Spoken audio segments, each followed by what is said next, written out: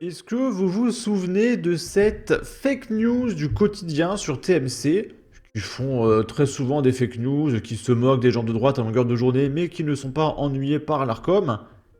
Et donc il y avait cette séquence où une journaliste posait des questions à Jordan, et le quotidien a tronqué le passage, et l'a même carrément modifié pour mettre un blanc après la question, pour faire croire que Jordan n'était pas capable de répondre à la question, alors que c'était un montage vidéo. Donc c'est même au-delà de la fake news, c'est une fake news qui a été fabriquée. C'est grave. Mais vous inquiétez pas, il va rien se passer, hein. Le quotidien sont de gauche. Et là, vu que c'est source TMC, on va mettre un petit filtre.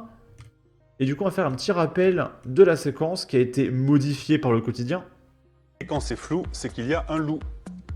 Où trouvez-vous vos 7 milliards Pour financer votre mesure sur la TVA?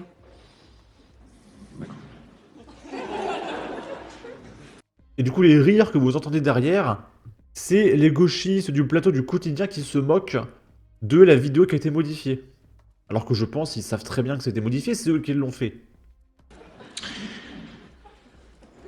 Bien. Voilà, une petite erreur 404, comme on dit. Mais quelle bande de menteurs hypocrites, c'est insupportable. Et du coup, il y a Quotidien, LFI ou encore Gérald Darmanin qui sont chargés de la bonne tenue des élections, qui partagent la vidéo tronquée, mise à jour. L'acte de désinformation a été confirmé par l'ARCOM. Donc c'est tellement grave que même l'ARCOM est obligé de sanctionner les médias de gauche. Le Quotidien écope d'un rappel à l'ordre pour avoir fabriqué et monté une fausse séquence et s'en être moqué pour cracher sur un candidat lors des élections. Mais vous vous rendez compte? Un rappel à l'ordre. Et quand Pascal Pro il dit, bah voilà, les statistiques c'est ça, ça, ça, les chiffres hein, de l'INSEE et tout, il se prend une amende de 70 000 euros pour xénophobie, etc. Enfin, c'est n'importe quoi. Hein. Vous avez saisi l'autorité de régulation de la communication audiovisuelle et numérique, l'ARCOM, à la suite de la diffusion sur TMC le 24 juin 2024 dans l'émission Quotidien d'un extrait d'une conférence de presse de Jordan Bardella. Réunie en collège le 2 octobre 2024, l'ARCOM en a délibéré. L'article 1er de la délibération du 18 avril 2018, relative à l'honnêteté et à l'indépendance de l'information et des programmes qui y concourent, dispose que l'éditeur d'un service de communication audiovisuelle doit assurer l'honnêteté de l'information et des programmes qui y concourent. Sachant que 95% du temps, les infos de France TV sont complètement pétées, montées, c'est de la diffamation, enfin c'est n'importe quoi. L'article 2 de cette même délibération prévoit que l'éditeur d'un service de communication audiovisuelle veille à l'adéquation entre le contexte dans lequel des images, des propos ou des sons ont été recueillis et le sujet qu'ils viennent illustrer. Dans les émissions d'information, l'éditeur s'interdit de recourir à des procédés permettant de modifier le sens ou le contenu des images, des propos ou des sons.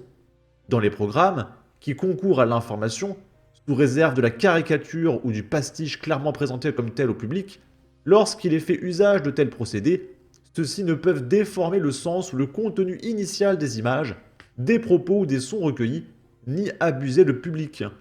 L'autorité a constaté que la séquence en cause, qui n'a pas été clairement présentée comme une caricature ou un pastiche, avait fait l'objet d'un montage de nature à dénaturer le sens réel des images diffusées, et ce dans un contexte électoral requérant une vigilance accrue.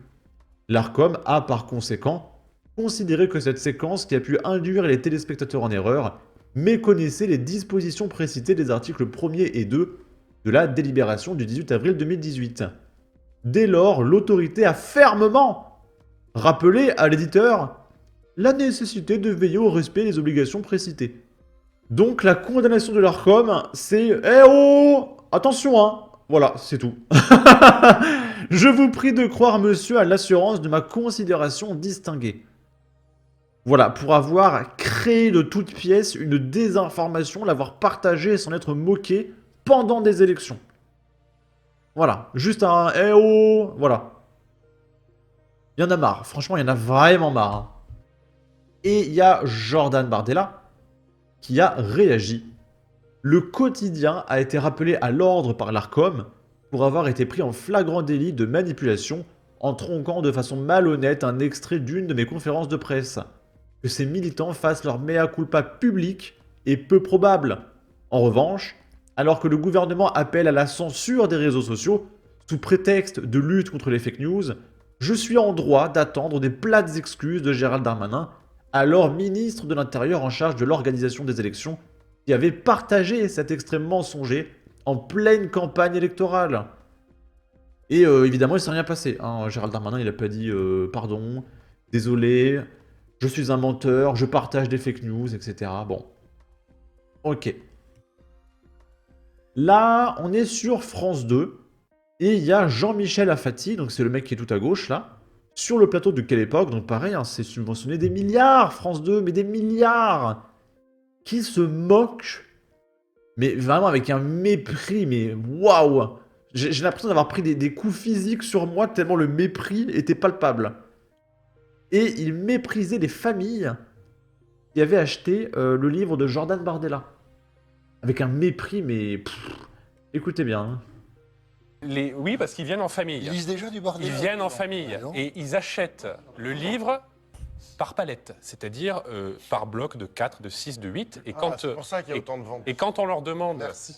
mais pourquoi vous achetez, j'ai un copain qui leur demandait, pourquoi vous achetez 6 ou 8 Il disait, mais c'est pour offrir à Noël. Donc il y a un vrai phénomène, il y a un vrai Ils sont bien, phénomène, Thomas, ces gens. il y a un vrai phénomène, c'est pas la peine d'être méprisant, hein, parce que je pense que Pour offrir un dans, Noël, j'espérais qu'ils font autre dans, chose, du bordel. dans, Voilà, le mec, il essaye de parler, de raconter le truc. Et pendant qu'il parle, il y a le mec à côté. Oh non, mais il y en a qui achètent le livre. Oh non, mais la tronche. Oh non, mais vous avez vu. Non, mais franchement. Mais, oh. Mais ferme-la. Ferme-la. Genre, juste. Stop. Juste ferme-la. L'arrogance de l'ignare, la certitude de l'inculte, la vanité du pitre. Cet épisode de Quelle Époque est collector. Afati et l'autre en pyjama rouge. Donc, il parle de Pablo Pilovivien, je crois. Il est là, Pablo Pilovivien. Sont vraiment la meilleure publicité possible pour la droite patriote. Sectaire, imbuvable, déconnecté, woke, la folie gauchiste à son paroxysme. Là, ce sont des affiches pour dénoncer les gens qui foutent le bordel dans les transports. Damien Rieu qui nous dit « Dans le monde imaginaire de la RATP Group, les Gaulois insupportables pourrissent les trajets en métro. » Et donc là, on a le typique mec qui fout le bordel dans le métro. Donc Michel, électeur de Jean-Luc Mélenchon en polo rouge, 56 ans. Voilà, on n'en peut plus des Michel. Ils sont surreprésentés, les Michel, dans les crimes et délits, d'accord? On n'en peut plus. Dans la vraie vie, personne ne veut être l'idole des gens qui montent. Là, c'est une autre affiche. Dans la vraie vie, un concert de messages vocaux n'attire aucun public. Donc il dénonce les gens qui appellent au téléphone, qui parlent très fort. Et en effet, il y a un Ophélie, 24 ans, c'est le profil typique hein, des gens qui crient au téléphone et qui font chier tout le monde dans les transports. C'est insupportable, regardez.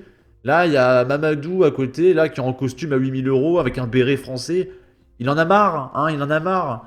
C'est la victime typique, hein, on n'en peut plus, franchement, c'est insupportable. Il faut dénoncer Ophélie, d'accord?